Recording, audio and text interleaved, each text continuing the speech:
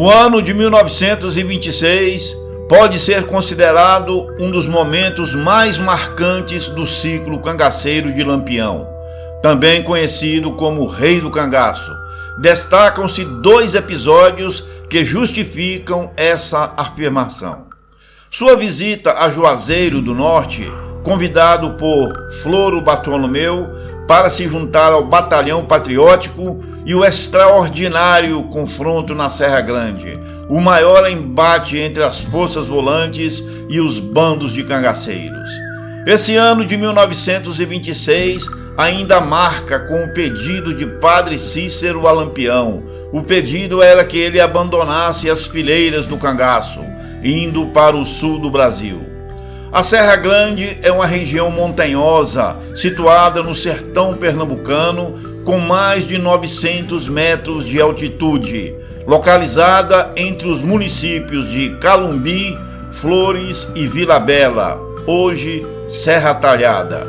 No famoso Vale do Pajeú, foi nesse mesmo lugar que ocorreu o mais espetacular combate envolvendo Lampião e a Polícia Militar de Pernambuco, ao longo dos 20 anos de reinado de Lampião e seus cabras macho.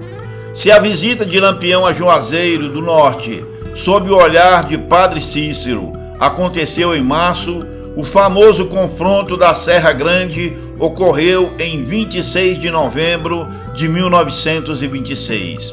Esse episódio foi desencadeado pelo sequestro de Pedro Paulo Magalhães Dias, representante da Stand Oil Company. Lampião encontrou por acaso uma Fubica, um carro Ford, ano 1925, parado no meio da estrada. Ou era falta de combustível ou tinha alguma peça estragada. Dentro do carro estava o senhor Pedro Paulo Magalhães Dias, representante da Standard Oil Company. No início, Lampião não sabia de nada. Quem era o sujeito elegante, muito bem vestido, com botas de fino couro, e o seu auxiliar, um homem comum da cidade. Lampião se aproxima e dá um boa tarde, mas ninguém lhe responde o cumprimento. Lampião ficou furioso, meteu o pé no carro e disse: "Por que não respondem ao meu cumprimento? Saiam para fora dessa Fubica, ou eu meto fogo com vocês aí dentro." O auxiliar saiu, mas o gringo, que na verdade era um brasileiro, mas que foi para os Estados Unidos ainda bebê de 3 meses, não entendeu as ordens de Lampião e ficou dentro do carro. "Eu falei para sair todo mundo do carro, ou eu taco fogo nessa Fubica." Então o auxiliar, que fala bem o inglês, chamou o seu patrão para fora. Aí o representante da companhia petrolífera saiu do carro e então Lampião se dirige ao auxiliar e diz: "Já vi que o sujeito grafina aí não vai me entender. Então, tu vai me dizer direitinho quem é esse sujeito e vou te avisar. Não minta e nem me esconda nada, ou eu te espeto e jogo pros urubu. Você tá me entendendo, cabra?" Tô sim. Eu sou apenas um assessor do Dr. Pedro Paulo Magalhães Dias. Ele é representante aqui no Brasil da empresa petrolífera Standard Oil Company. A gente estava reconhecendo o terreno onde supostamente tem petróleo para ser perfurado em poços. Quer dizer que então o sujeito aí é gente graúda. É importante. Diretor de uma companhia desse tal de petróleo.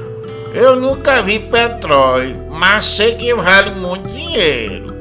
Então Lampião manda prender os dois para exigir dinheiro para sua soltura, hábito comum quando cangaceiros pegam estrangeiros endinheirados ou importantes.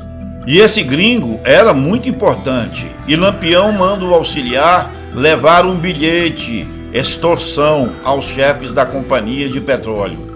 E no bilhete estava escrito assim, com as palavras de Lampião: estou em poder do seu representante, o Dr. Paulo Magalhães Dias, e quero 20 contos de réis para a sua soltura. Se daqui 3 dias eu não receber a quantia através do remetente aqui ao lado do carro, onde ele sabe, eu o matarei. Assinado Lampião, o governador do sertão. Como nos Estados Unidos é de costume não negociar com raptores e terroristas, a empresa entrou com representação no governo brasileiro, exigindo que o Estado resolva o problema. Aí o caldo engrossou. O ministro da Justiça recebe ordens do presidente da República para resolver o caso, custe o que custar. Estava em jogo as relações de amizade entre o Brasil e os Estados Unidos e, consequentemente, as relações comerciais. Lampião fez a tal exigência entre as cidades de Triunfo e Vila Bela, onde em um bilhete Lampião exigiu um resgate de 20 contos de réis pela liberação do sequestrado. Posteriormente, seu bando atacou o sítio Varginha, resultando na morte do sertanejo José de Esperidião. Esses eventos foram estupim para o espetacular combate na Serra Grande. Ao saber de mais essa ação do bando de Lampião, o ministro da Justiça do Brasil na época deu ordens ao governador de Pernambuco que resolvesse o problema.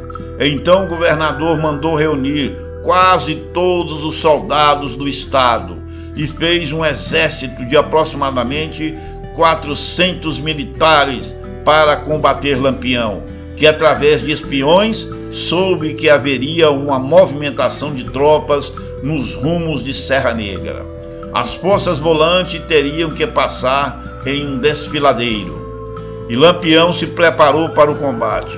Nesse confronto, a figura de Lampião começou a se consolidar como um grande estrategista da guerrilha nas caatingas e zonas de mata. Seu bando, composto por cerca de 150 cangaceiros, subiu a serra e preparou uma emboscada mortal a partir de uma posição privilegiada que proporcionava uma visão completa do campo de batalha. As forças entraram na arapuca cangaceira e o pau quebrou. Começou a maior batalha vivida no sertão de todos os tempos. O combate foi terrível, durou quase 10 horas, começando por volta das 8 horas da manhã e se estendendo até ao anoitecer. As forças volantes, que somavam mais ou menos 400 homens, acabaram sendo derrotadas pela estratégia cangaceira e pela posição estratégica do bando de Lampião. Lampião posicionou seus cabras nos 2 lados do desfiladeiro. As forças policiais do estado tomaram tiros de cima para baixo e em 2 direções. As forças volantes estavam sob o comando de Higínio Belramino, contando ainda com Arlindo Rocha, Manuel Neto e Euclides Flor. No confronto, cerca de 80 soldados foram mortos e mais outros tantos feridos. Destacam-se Arlindo Rocha, que recebeu um tiro no rosto e fraturou seu maxilar superior, e Manuel Neto, que foi atingido nas 2 pernas. Também ocorreu o episódio em que Euclides Flor recolocou as vísceras abdominais de Vicente Ferreira, conhecido como Vicente Grande, após ele ser baleado na barriga. Enquanto isso, nenhum cangaceiro foi registrado como vítima. Os números desse confronto são impressionantes, mesmo para aqueles familiarizados com o estudo do cangaço. 60 mortos e 40 feridos. Aproximadamente 400 militares envolvidos em uma luta desesperada para eliminar Lampião e seus mais de 150 cangaceiros. Foram disparados cerca de 3.000 tiros ao longo de quase 10 horas de combate, naquele distante dia de 26 de novembro de 1926. O sucesso desse confronto, considerado o mais intenso de todo o ciclo do cangaço, trouxe um desdobramento peculiar e audacioso. No dia seguinte, a Batalha da Serra Grande, Lampião, da Fazenda Barreiros, utilizou Pedro Paulo Magalhães Dias, o refém, como mensageiro em uma carta endereçada ao governador de Pernambuco, Dr. Júlio de Melo. Nessa carta, Lampião propunha dividir o estado em duas partes, governando o sertão até os trilhos em Rio Branco, Arco Verde, enquanto o governador ficaria responsável pelo restante até a beira-mar, no Recife. Dessa forma, Lampião se intitulava o governador do sertão. É claro que isso não daria certo, e não deu. Isso foi apenas uma fantasia da cabeça de Lampião, que continuou reinando no sertão até 1938, o seu fim na Grota de Angico ou, possivelmente, em sua fazenda no município da cidade de São Francisco, em Minas Gerais, muitos anos mais tarde. Se você gostou da história, deixe o seu joinha, compartilhe com amigos e familiares, se inscreva no canal, clique na telinha na próxima história. Sabem por quê? Ai, meu Deus! Porque eu fui!